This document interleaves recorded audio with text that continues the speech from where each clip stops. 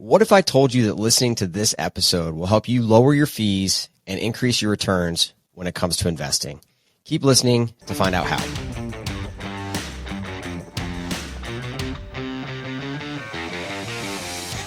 Welcome to the Money Meets Medicine podcast, where we talk all about the personal finance topics you wish you'd learn in medical school. I'm your host, Dr. Jimmy Turner, and here's your co-host who smokes a mean brisket but can't figure out how to smoke ribs, Justin Harvey. Thanks, Dr. Turner. It's a pleasure to be here. Yeah, man. It's good to have you. I don't understand. Brisket's so much easier to cook than ribs. Well, I don't know what to make of it either. All I know is it's funny. You sent me that article about how the 3-2-1 method has the quote in that article was, the 3-2-1 method has systematically and needlessly destroyed more meat than any system in America, or something like that. So I had been trying the 3-2-1 ribs method and then a couple variations, and I'm excited to dig into that article that you so helpfully provided to hopefully salvage my future pork ribs. Yeah, for those that aren't picking up on this language right now. So Justin and I, we found out we have this thing in common where we both like to smoke meat, right? So I've tried brisket a few times. I got lucky the first time; it was fantastic, and the 2 times after that, it was like eating like dry wood. I mean, it was so bad. And then, but I love cooking ribs. I cook them probably once every couple of weeks, and and so that 3-2-1 method, it's well known. But dude, I mean, literally, like when you pick it up, it's like the meat just falls off, but not in a good way. It's like mush. Yeah, I would say that the pork shoulder is my favorite medium for pork, and I found that to be pretty forgiving and hard to mess up. So that has been my go-to in the past.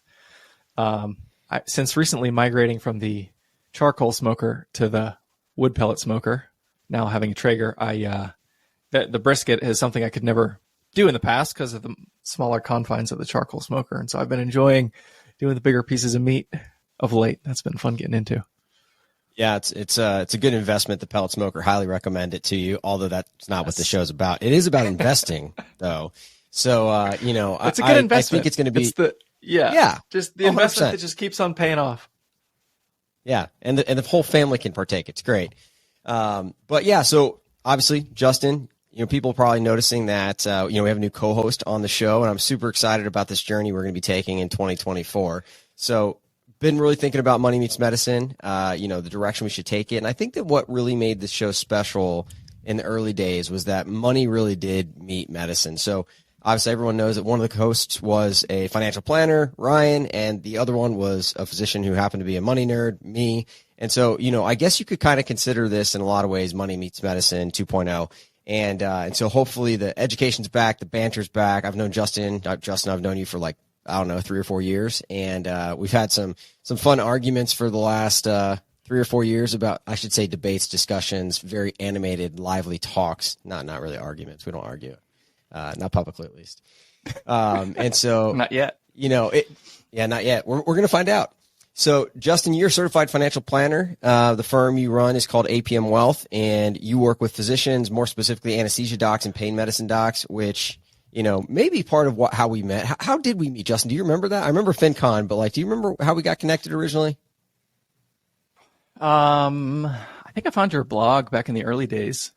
I'm trying to remember. Philosopher. There was probably some article or something, and I reached out to you, and I remember I wrote an article about comparing fee structures, and and then we hung out at Wake Forest, and then the rest is history. Yeah, my wife was reminding me. She's like, "Hey, isn't that the guy that came over and slept at our house?"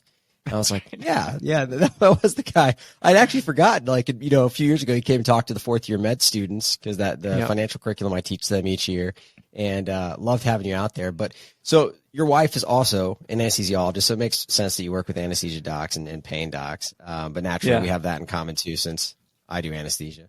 But yeah, so for listeners that are curious, right, we had Ryan. Ryan went off to different pastures and is still enjoying that work for those that are curious about what he's doing, and doing some gaming, some virtual real estate stuff. And then the good Dr. Alicia Taylor, who's been on the show for last year, we're going to bring her back on at some point and let you know about what her journey is looking like, where you can find her in the personal finance space. And we'll totally update you on that in a little bit. But Justin, this is going to be a wild rodeo. So Not sure. Are you ready for all of this?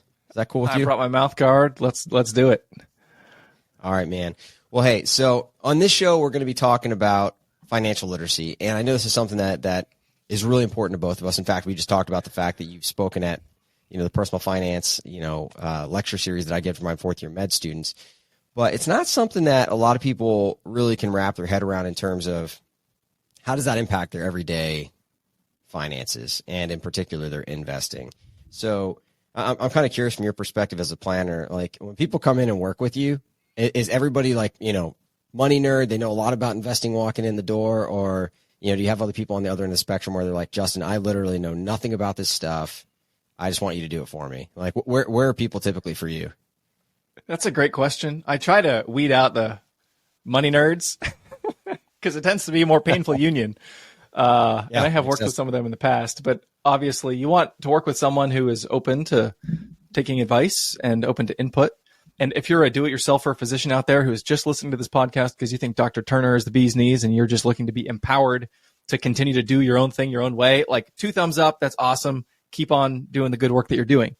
I tend to work more with the people that perceive a gap in their current circumstances and the knowledge that is required to take their wealth from where it is to the next level, or to protect themselves from risk that they know that it's kind of floating out there. What Donald Rumsfeld famously called the unknown unknown back in like the early first. You don't know what you don't know. Yeah, like the things that we don't know. Like you have that nagging sense that I think that having a professional involved in these circumstances to help me protect against those things, the things that I don't even, I know how to look out for this list of things, but I feel like there's other things too. Those are the folks that tend to come to my door looking for us to help them. And we do. Yeah, that makes a ton of sense. I always break things up into, I categorize everything, man. It's like frameworks and stuff. It's the way my brain works. And so I've always broken docs up into 3 groups, right? You got the know-it-alls, the do-it-yourselfers that are probably never going to use a planner. I will say that I fall into that group typically. The second group's like the dot the I's, cross the T's. And that first group's very, very small, I'll add. But the second group's that dot the I's, cross the T's. They know a good amount about personal finance, but they want a professional to make sure they're dotting the I's, crossing T's, not doing anything stupid, which is what it sounds like your people are. And I'll say the lion's share wealth of people that listen to the show likely are. And then the outsource group, they're like, it's like lawn care or, taking your stuff to the dry cleaner. Like they completely outsource it. They don't want to do it themselves. They want someone else to handle everything for them. And I really do think that this show predominantly caters to that second group of people and the people that are becoming that second group of doctors. So it totally makes sense what you're saying. So just, I'm kind of curious, right? In terms of financial literacy, we talk about this a little bit, but the foundation that people build. How do you recommend people get started in this space? I mean, I know what I typically tell people in terms of books and podcasts, that sort of things. But like, where do you point people when they're like, Justin, I just don't know where to get started. What do I do? What's my go-to? Oh man, that's an interesting question, and it totally depends on where you're at in your journey. If you're like a med student, it's like understanding the implications for your student loans and getting some basic framework of how am I going to pay these back? Where am I probably going to work one day? Is PSLF in play? I love Student Loan Planner. Travis Hornsby and friends over there have been, he's a good friend, and I've referred people to their blog a lot to understand what's going on. He lives in Chapel Hill. It's like an hour east of me. Yeah. North Carolina neighbors good dude. Right. In terms of investing, understanding the basic principles of investing, I've got a few books here. Let me see. I don't frequently. So Larry Swedroe, he's a guy who, a researcher and a real sort of friend of investors, kind of like a John Bogle, the founder of Vanguard, who helps create very accessible resources. This one that I'm holding is called The Only Guide to a Winning Investment Strategy You'll Ever Need. This is the new 2005 edition. So I haven't updated this in a little while. I probably got this in the late aughts, I'm guessing, when I acquired this book. There have been a number of updates, and this would be worth checking out, whatever the updated version of this one is, and anything by Larry Swedroe and his friends. Rick Ferry is another guy. Morgan Housel is a really well-known journalist who handles more of the behavioral side. But in terms of the mechanics of investing, how do you, what does diversification mean? What's an expense ratio? What's an ETF? A guy like Larry Swedroe and a book like this one could be a great resource. And then while we're on the behavioral topic, let me grab another grab another book, which I just happen to have right here. I give these to all my You're new like clients. The Psychology of Money. You're like, yeah, running all over the place. Well, yeah. So I love that book. So Morgan Housel, big fan. Yeah. Fantastic book. Highly recommend it. That's actually a book I buy for a lot of my residents and students. And, because it really is, I talk about this all the time, but we can tell you everything you want to know about investing or paying off debt, but it turns out how you think about money is more important than what you know about money. And so that behavioral finance side, like, I forget who said it, but basically, money is 20% math and 80% behavior psychology. So Morgan Housel's Psychology of Money, fantastic book to kind of lay that foundation for how to think about money. Another unattributable quote. We have met the enemy and he is us, some Stoic philosopher. I don't remember who it was, but that very much is like what this is all about, is how do you address your own inherent emotions, reactions, the sort of the hardwired part of the human experience that conspires against your ability to build wealth, and keep it on a tight leash to make sure that you don't get misdirected. Yeah, no, I love it. And so I think what we're both putting down, right, is that where we direct people is, hey, look, listen to a book, read a book, but basically just like medical school, right? Get that foundational knowledge, know enough that you can at least start understanding the language. Because even if you don't use a financial advisor, obviously you're going to need to know that. But even if you do use a financial advisor, you need to be able to understand the language that people are speaking. It's kind of like going to the doctor. When people can understand the words that you're saying when you are talking to them, it makes it a lot easier. And then, I think it's important to kind of continue that education ongoing. So things like this, the podcast, Money Meets Medicine podcast, or blogs, wherever you might consume your content. But either way, the reason I'm asking these questions, the reason we're talking about this, is this idea of financial literacy, right? And the importance of it. Why is it important? Like, can't you just, figure it out, enough and make it simple and, that sort of thing? You can. I'm a big believer of the Pareto principle. I mean, the Physician Philosopher's Guide to Personal Finance, like the subtitle of that is like the 20% doctors need to know, right, to get 80% of the results. And so you do need to know enough. So the question is, like, how much is enough, and how does that impact your finances, right? So we found this study, and Justin, I'm not going to put you on the air about what you thought about this study, but what I will say is that I felt like it had some interesting aspects to it. This is a study done by FINRA, and it was basically titled, "How much are you paying? What you know or you think you know about investing may play a role in how much you pay in investment fees." What they're saying, in other words, is that objectively speaking, they gave you 10 questions. They asked you those questions, and the higher that you scored, the less you would pay in fees, which I think that part makes sense to me. Does that make sense to you? Yeah, directionally, yes, I would say it does. You don't want to pay somebody more than you need to for anything. And it makes sense to me that people who intuit where the value is in terms of investment construction would get quality investments at a lower price. That makes sense to me. Yeah. I mean, I think it kind of comes down to, like, even you mentioned John Bogle earlier, right? If you understand the idea of index funds, whether, regardless of where you purchase those, and that long-term investing, passively managed, strategy, and you look at an expense ratio on one of those and it's, less than 0.1%, and then you look at a typical American fund or whoever and it's 1. I mean, that little bit of knowledge saves you 1%. And this study, really kind of looked at, if you know more, do you save more in fees? It's interesting, though, because the way that they determined that was by asking the person how much they owed in fees, which also kind of requires some financial literacy. So, I don't know if the financially illiterate person would actually have an accurate answer to that question or not, but I like the idea. I like the idea that the more you learn, the more you realize where fees are, the importance of fees, and how much those fees end up mattering over a 30 or 60-year investing horizon. Like, I want to believe that. You know what I mean?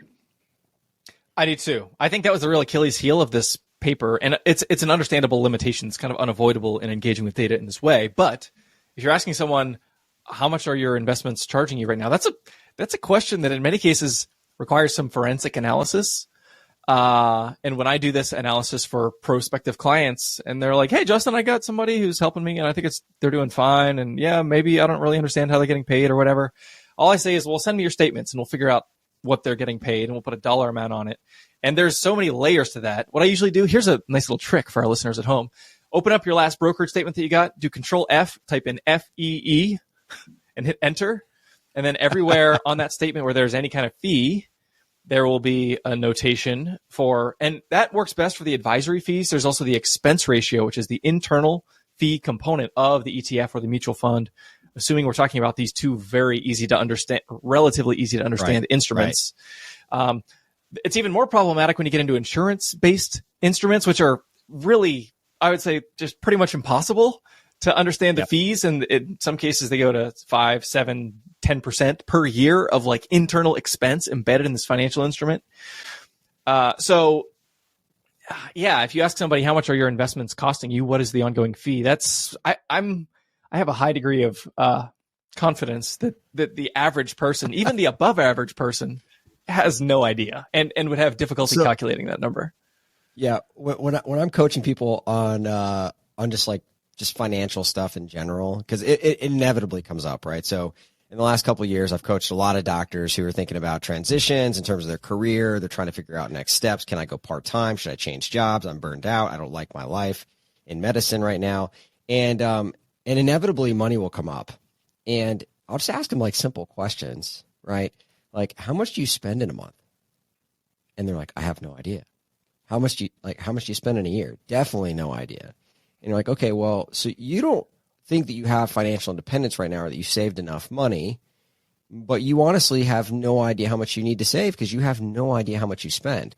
And so by the nature of the fact that most doctors that I know, or at least a lot of doctors that I know, couldn't tell you off the cuff how much they spend each month or in a quarter or, biannually, or definitely not in a year, I think it's highly unlikely that people will know exactly what the fees that they're paying are. And so I agree with you. I think that's, and it is an understandable limitation because you're taking this survey all at one time. It's 5,000 people, by the way. So it's not a small number of people. But it is interesting that the assumption is there that those people that don't know a lot about personal finance would know what their fees are. What I found even more interesting, though, is, we were talking about that earlier, right? The 20% math, 80% behavior was the second part of the study where they basically said, how much do you think you know about money? It wasn't like an objective, like, hey, here are the 10 questions. Did you get the multiple choice question right? Instead, they asked them, how much do you think you know about money? So on a scale of 1 being very low and 7 being very high, how would you assess your overall knowledge about investing? That's the question that they asked. And people that ranked themselves higher actually paid more in fees. And so it's the same group of people. So even though the study was interesting in terms of whether they knew their fees or not, that should correlate between the same group of people, where the people that actually knew more paid less and the people that thought they knew more paid more. Found that really, really interesting. Yeah. And this is where I think I ran into some questions about the data and understanding what does it mean? What am I looking at here? And where is the noise? So it's hard for me to understand this in one way. I'd say in another way, it is an observed phenomenon by me that people who are trying to do something interesting or who are in the OR and they hear, the two surgeons talking about this or that or the other, and they have the sense of wanting to participate in the FOMO. That does tend to push people. As no one has FOMO about the S&P 500 by and large. They get FOMO about more esoteric, illiquid, opaque, high fee type of investments. Again, I doubt most investors' ability to calculate the fee on those, especially those are the ones where it does get very difficult. And for a brief illustration for our listeners, a hedge fund, you've probably heard of a hedge fund as a thing that's out there in the wild that supposedly rich people invest in and make bajillions of dollars. A hedge fund essentially is a fee structure rather than any specific type of investment vehicle. It's a fee structure that has a management component and a performance component. Meaning so we have this nomenclature in the industry. We'd call it that one's 2 and 20, or that one's 1 and 15. So if a hedge fund is 2 and 20, that means every year, if you give the hedge fund manager $100, every year they take $2 just for the pleasure of holding your money. And then the second number, the 20, is 20% of performance. So if you give me your $100 and I'm the hedge fund manager and I take it up to $110, I take 2% for the pleasure of doing business, and then 20% of any gains. So if we made $10, that's another $2. So the expense ratio in the year that I took your 100 and turned it into 110 was 4%, roughly. I mean, you got to blend it over a calendar year, but something like that. So that's like, how does an investor calculate that kind of expense ratio? I mean, it's hard to do. It depends on performance. There's this thing called a high water mark, where if we got up to 110% or got up to $110, then we're down at 102 and we're back up to 109. Because we didn't get past the 110, the performance fee doesn't kick in again yet, but the 2% is happening in the background every year. So yeah, I mean, it doesn't surprise me that people that think that fancy investments are better pay more in fees. And sometimes you can think yourself in a circle. And, you know, there are investments out there that are special, that are for the rich, that are somebody who has the real secret knowledge, the real algorithm that's really the real thing. But I'll tell you that nobody who's listening to this podcast is going to have access to those, because this is for the ultra rich. And when they build those things and they work, they don't even let their friends in. They just run the algorithm in their basement and make bajillions of dollars. Anybody who doesn't believe me, check out the story of Jim Simons. Really interesting. He started this company called Renaissance Technologies, and he is like the genuine article. His company, they don't hire finance MBAs. Those are like idiots to these people. They hire like PhDs in all kinds of hard sciences and astrophysics and all this stuff in order to come up with the algorithms and the theses necessary to create a money printing machine. And he has done it. And you know what? Nobody who's listening to this podcast can get into any of the Renaissance funds, because that's what happens when you get the real thing. But for our purposes, and by the way, somebody like that is worth paying 2 and 20 for, or whatever, like literally whatever it costs. The Medallion Fund, which is the flagship Renaissance Technologies fund, has made like 33% a year every year since, I don't know, the 70s or something like that. He has an unparalleled performance record. But for everybody else, fees are hugely determinative of future performance. Not that high fee investments can't ever do well. They just tend not to in terms of data and statistics and correlations. So if you can do something that is less likely or more likely to do well, and you have the choice between those, why would you not pick the lower fee investment, all things being equal? Yeah, what I took from that box there for a minute. No, I loved it. You just actually taught me a bunch of stuff that I didn't know. I knew about the Medallion Fund, but definitely not the person that started it. I didn't know about the Renaissance. But what I just got from that is that you have this code in your basement where you're winning and you're not sharing it with me. That's basically what I just got from that. True? False? Well, when people can reliably produce outsized returns, largely that's what they do with it. Because if I have $1 billion and I can turn it into $2 billion next year, why would I go through the headache of dealing with the SEC and worried about going to jail and like all the tax? Like, I should just run this thing in my basement. That's what I would do if I had that algorithm. So you do have it. You're just not telling me. Well, unfortunately, no. I'd have a much nicer smoker if I did. Yeah, that's right. Well, you know, I really do. I do think this idea is really interesting, though, because, you know, the Dunning-Kruger phenomenon that we definitely experience in medicine, where people, it's exactly what you said earlier, right? You don't know what you don't know, right? It's the unknown of the unknowns. Yeah. And we see this in medicine where, like, I'll just speak my own journey, so I'm not making fun of other people, but where you get enough experience, you're like, I'm getting pretty good at this. And for me, that happened around my CA2 year, my PGY3 year. And I was like, you know, I feel pretty decent about my job. And then I went into my last year, started carrying the bag, started going to code, started doing, you know, helping out a lot more with big cases and supervising, and very quickly realized I don't know as much as I think. And my, you know, despite my experience increasing, my confidence level plummeted, right? And that's where you start experiencing imposter syndrome as you're becoming a new attending, which, by the way, a lot of doctors, something like 70 or 80% of doctors experience that. So if you feel like you've got imposter syndrome, you're not alone on that. But if you go back up to that curve, back before that dip happens into imposter syndrome, right, where you have some experience and you have really high confidence, that is called Mount Stupid. It's where you know enough to be dangerous, right? And so in my mind, I'm listening or, you know, reading this study about people that think they know more than they actually do. And this idea that fees are correlated there because they have enough knowledge that they're dangerous, but not enough knowledge to avoid paying high fees on things. And I think it's important to also recognize that what you're saying right in the background is you don't have to hit home runs, right? Like if you can get access to the Medallion Fund, fantastic, right? I would love to make 33% every year. That'd be amazing. But in personal finance, you don't have to hit home runs. And in fact, just hitting the constant single for, you know, 20, 30, 40 years is a more surefire way of getting to your goals, since we don't have access to things like that, right? Yeah, absolutely. And a lot of it is, and it's funny you mentioned Mount Stupid. I was just looking at this thing over my shoulder. I've got my CFP certificate here for any listeners who aren't looking at the YouTube channel. And we have this joke. There's nobody who knows more than a 25-year-old CFP. And it's that person who just got their new shiny thing hanging on the wall. And it's like, oh man, I've mastered the curriculum. I'm ready to get out there and fix everybody's wagon. Those are the people who are hammering the keyboard and on tweeting about how a latte a day makes you die in a gutter somewhere. Eventually you have, the real world, it's imposter syndrome is okay. And it's very common. And in some ways, I think it's reflective of intellectual humility, which is very important if you're going to continue to learn and grow. And it's good. I don't want my doctor to ever be 100% sure about a thing, even if it is their bread and butter right there. I want them to be thinking, checking themselves. Same way for an advisor. If you walk into your advisor's office and they treat you like a 4-year-old and this is the only way to do it, there needs to be an acknowledgement of the tensions and the multifaceted complexity in order to expand as a human and stay on the path that's really the right path for you.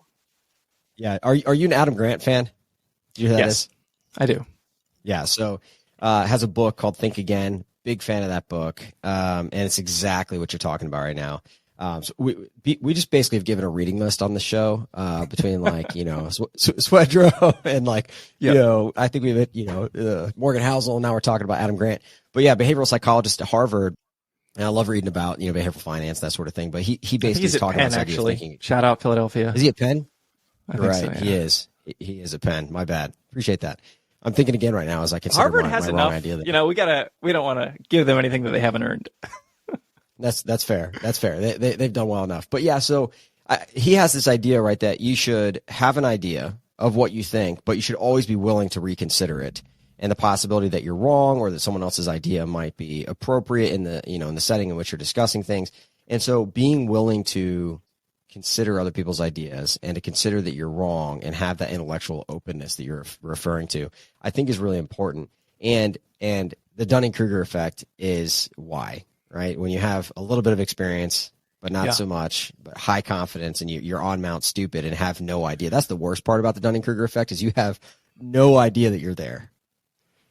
Yeah. And so I've seen this interesting phenomenon. I'm curious, Jimmy, if you've encountered it as well. The MD MBA phenomenon. At least to call it a phenomenon is too broad of a brush. I will say I have a handful of clients that are MD MBAs, and I have found that when you go through, first of all, getting an MBA is way easier than med school by and large. It's shorter, and I don't have one, so I guess I can just speak from what I have gleaned from the people who have more paper on their wall than I do. Yes, but it doesn't additional business. And this is, you could say the same about running a practice. I also see this, just because you have an MBA doesn't mean you know how to run a pain practice or you know how to negotiate an anesthesia contract. It also doesn't mean you know how to proceed successfully on the path of financial independence in terms of personal finance. There's not a lot of personal finance curriculum by and large in the MBA. No. And it does not prepare you, not let alone, I don't think it even prepares you in terms of the mechanics of the financial world. The personal finance content is largely outside that. It definitely doesn't prepare you for the emotional lived experience of trying to negotiate with your spouse about how much we can spend on a house and how much debt we can take on to do that. So even for people who do have advanced training, if you could call it that, in terms of the numbers, I still think that, and this won't surprise you to hear me say, working with a professional who can be that tie-breaking vote at your kitchen table, even if you've got all the ones and zeros dialed, it's still significantly accretive. And, you mentioned that the 3 cohorts of physician, 10% are true do-it-yourselfers and all the rest need some flavor of help. I think of this as that analogy about, 90% of drivers think they're better than average. Yeah. Mathematically, that doesn't work. I think I think this is even a more extreme example. I think very, very, very few doctors can just do it and would not benefit from professional input. I think even the 10% would benefit from specific professional help in some way. It's just how do they engage with a fee structure, with a modular engagement, with something tailored to their needs to get them help where they need it? Because pretty much everyone benefits from that experience and that that check and balance, that challenging to their and thinking. We're gonna have a fun, friendly, lively conversation about this in a couple of episodes. So if you're curious about working with a financial advisor and fee structures, Justin and I are going to have you just bring your coffee or your beer, your beverage of choice, and just enjoy the entertainment on that one. It's going to be a lot of fun. But to answer your question, I have seen, and it's hilarious because everybody who's an MBA at this point is going to be like, I'm no longer listening to this show. But I've actually had that conversation with multiple MBAs. I've had 6 years as an entrepreneur experience, worked in, venture capital space for a little bit as a startup co-founder. And I've asked people like, hey, like, should I go get an MBA? Like, would that be helpful to me at all? And they're like, no, like, you've been in the arena, living the experience as a business operator for 6 years. And I'm going to be honest with you, you go to MBA school for connections, not to learn all the stuff that you already know. And I was like, that's pretty interesting coming from people that have an MBA. And when I looked them up, speaking of Harvard and Penn, those things are expensive. Like they may not be quote unquote as hard as you're alluding to as like an MD or a DO. But like, wow, they are insanely expensive. But yeah, I don't disagree that, people getting professional help would be helpful for pretty much everybody. I've always been very pro, financial advisor, financial planner. I'm just very cautious about, what kind that I, in a broad perspective, recommend. And so I'm looking forward to that show, Justin. We're gonna have a lot of fun on that one. I can't wait. I will. I'll have to make sure and come with my guns loaded for that one, I guess. Boom. Yeah. Make sure you do. Well, so everyone on this show, we're talking about financial literacy and not just that ability to learn more information and how it impacts your fees, but also the humility that it takes in order to recognize you might need to think again, like Adam Grant would say, and having the humility to allow you to make decisions based on your level of knowledge and where you think you're at and the ability to continue to learn. But if you want to learn more, Justin, you actually hinted at this and I haven't announced it yet, but we're going to have a YouTube channel, right? We're going to put the podcast episodes up on this so you can see my ugly mug and Justin on there, spouting off about personal finance, and also some of the topics we discussed there. And I'm also going to start offering some financial literacy classes live on YouTube. So, you can see those live. If you want to tag along for that, I'll be emailing out some dates. If you're not on the email list, you can jump on that, at moneymeetsmedicine.com. But looking forward to increasing financial literacy, and maybe Justin, since you're live on the air, I'm just gonna put you out there and say maybe Justin might actually come out and help out with that every once in a while. And he has Sounds to say fun. yes because he's live right now. Yeah, let's do it. But so go grab a book, go listen to some podcasts, increase your financial literacy with the hope that it might drive down some costs. And if you can get access to the Medallion Fund, apparently you should do that. All right, everybody. Well, appreciate you tuning in. Thanks for hanging out with Justin and with me, and we will see you next week. Cheers.